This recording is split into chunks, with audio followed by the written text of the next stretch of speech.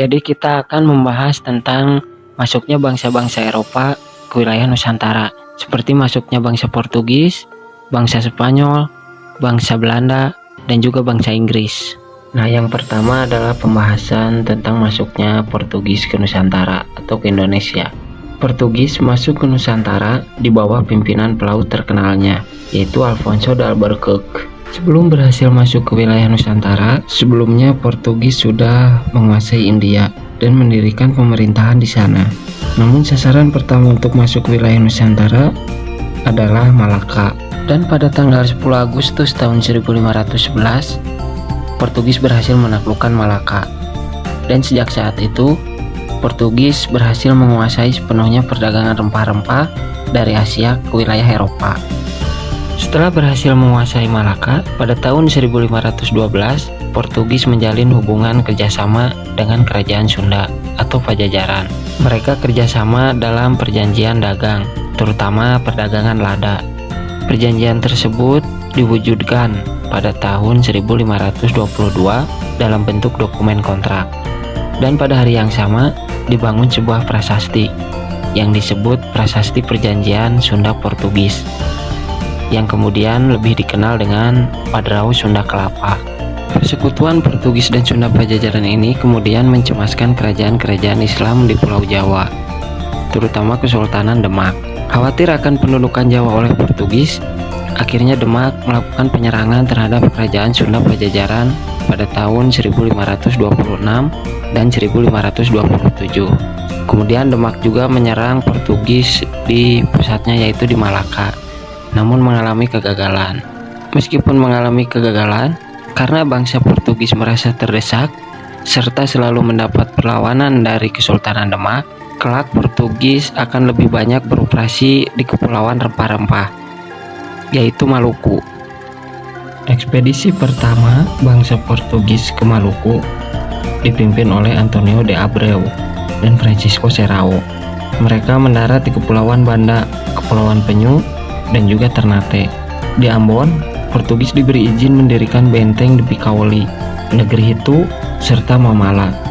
Mereka juga merintis poros perdagangan Ternate, Malaka, Goa, dan Lisbon. Di Ternate, Portugis menjalin persahabatan dan persekutuan dengan Kesultanan Ternate yang bercorak Islam. Bahkan, Kesultanan mengizinkan Portugis membangun benteng yang diberi nama Benteng Sao Paulo atau Benteng Gamalama.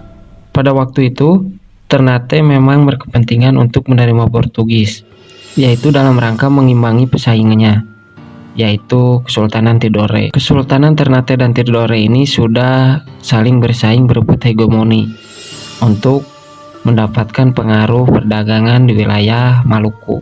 Persaingan ini membuat mereka memilih mitra koalisi asing yang berbeda.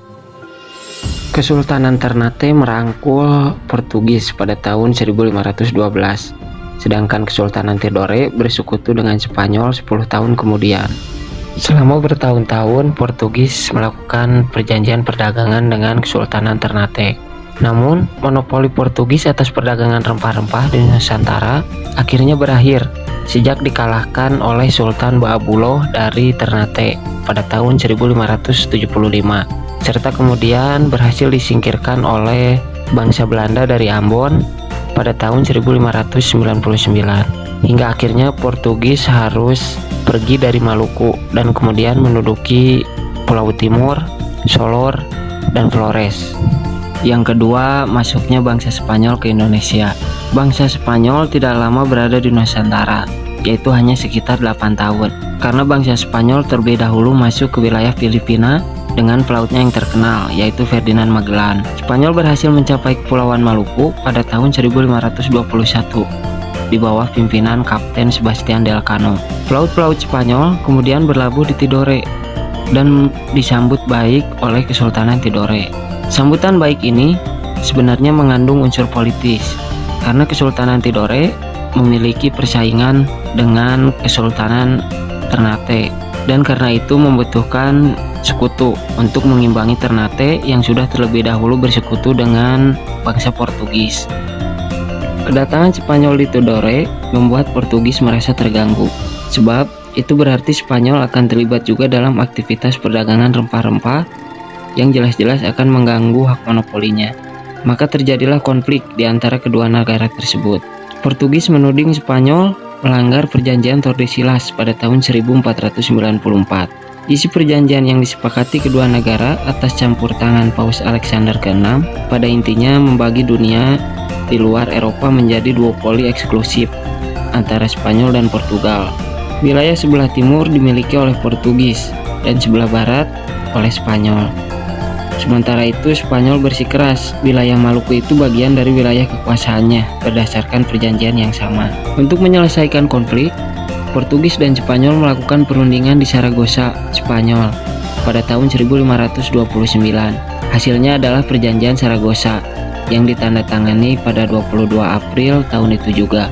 Perjanjian ini menentukan secara lebih tepat batas ke arah barat wilayah kekuasaan Spanyol dan batas ke arah timur wilayah kekuasaan Portugis. Dari perjanjian ini disepakati bahwa spesifikasi anti-meridiannya sekitar 17 derajat timur Maluku, yang berarti Spanyol harus meninggalkan Maluku untuk kemudian mendapatkan Filipina, dan Portugis tetap berkuasa di Kepulauan Maluku. Dengan adanya perjanjian ini, maka Spanyol harus meninggalkan wilayah Indonesia. Kemudian yang ketiga adalah masuknya bangsa Belanda ke Nusantara.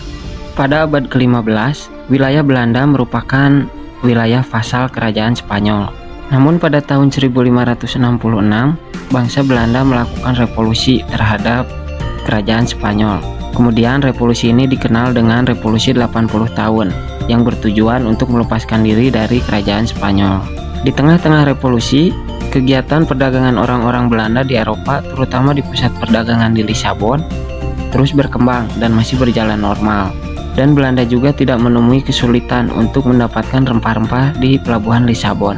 Tetapi pada saat Portugis berada di bawah kekuasaan Spanyol, maka Belanda dilarang lagi berdagang di Lisabon.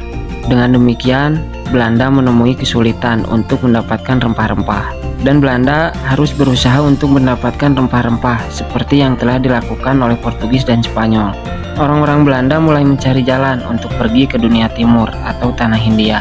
Baru pada tahun 1594, Willem Barent mencoba berlayar untuk mencari dunia timur atau tanah Hindia melalui daerah Kutub Utara. Namun pada pelayarannya, ternyata Barent tidak begitu mengenal medan, dan ia gagal melanjutkan penjelajahannya karena kapalnya terjepit es, mengingat air di Kutub Utara sedang membeku, dan ia pun berusaha kembali ke negerinya, tetapi ia meninggal di perjalanan. Kemudian di pelayaran yang kedua, pada tahun 1595, pelaut Belanda yang lain, yakni Cornelis de Houtman dan Pieter de Keyser memulai pelayaran. Kedua pelaut ini bersama armadanya dengan kekuatan 6 kapal dan 249 awak kapal beserta 64 pucuk meriam melakukan pelayaran dan penjelajahan samudera untuk mencari tanah Hindia yang dikenal sebagai penghasil rempah-rempah. Cornelis de Houtman mengambil jalur yang sudah biasa dilalui orang-orang Portugis.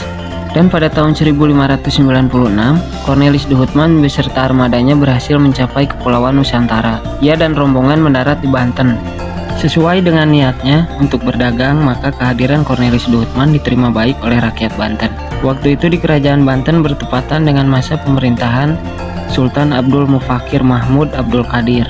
Dengan melihat pelabuhan Banten yang begitu strategis dan adanya hasil tanaman rempah-rempah di wilayah itu, Cornelis de Houtman berambisi untuk memonopoli perdagangan di Banten. Namun dengan kesombongan dan kadang-kadang berperilaku kasar, orang-orang Belanda selalu memaksakan kehendaknya. Hal ini tidak dapat diterima oleh rakyat dan penguasa Banten. Oleh karena itu, rakyat mulai membenci, bahkan kemudian mengusir orang-orang Belanda.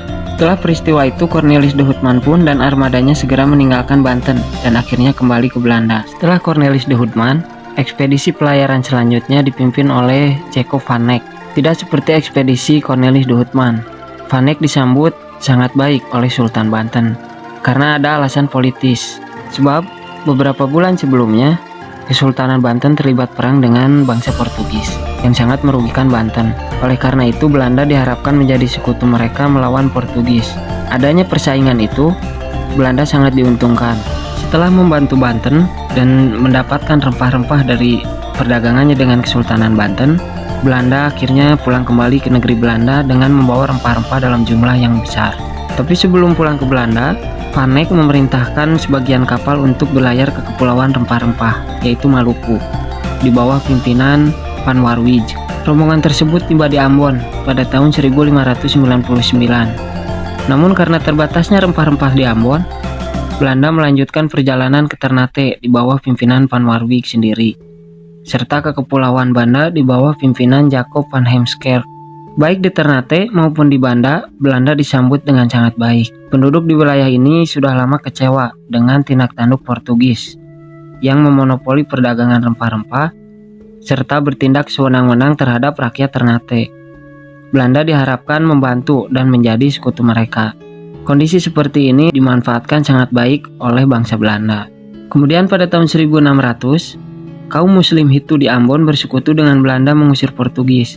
Imbalannya, Belanda diberi hak monopoli untuk membeli rempah-rempah dari Hutu. Dan 5 tahun selanjutnya, Belanda berhasil memaksa Portugis untuk menyerahkan pertahanannya di Ambon kepada Stephen van der Hagen dan di Tidore kepada Cornelis Bastians. Pada tahun 1623, Kepulauan Banda dikuasai oleh bangsa Belanda, dan sejak saat itu Belanda sepenuhnya memonopoli perdagangan rempah-rempah di Maluku dan sekitarnya. Setelah menduduki Indonesia serta memonopoli perdagangan rempah-rempah, bagaimanakah tindak tanduk dan kebijakan Belanda selanjutnya? Nah, dalam video selanjutnya kita akan berfokus pada perkembangan kolonialisme dan imperialisme bangsa Belanda.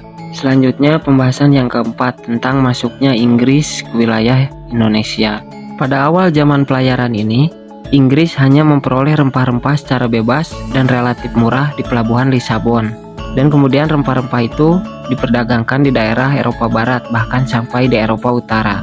Tetapi karena Inggris terlibat konflik dengan Portugis dan juga Spanyol, apalagi setelah Portugis berada di bawah kekuasaan Spanyol, maka Inggris pun mulai tidak bebas untuk mendapatkan rempah-rempah di Lisabon. Oleh karena itu, Inggris berusaha mencari sendiri negeri penghasil rempah-rempah. Banyak anggota masyarakat, para pelaut, dan pedagang yang tidak melibatkan diri dalam perang, melainkan mengadakan pelayaran dan penjelajahan samudera untuk menemukan daerah penghasil rempah-rempah tersebut. Dalam pelayarannya ke dunia timur untuk mencari daerah penghasil rempah-rempah, Inggris pertama kali sampai ke India pada tahun 1498 dengan mengikuti rombongan Portugis yang dipimpin oleh pelaut terkenalnya yaitu Vasco da Gama.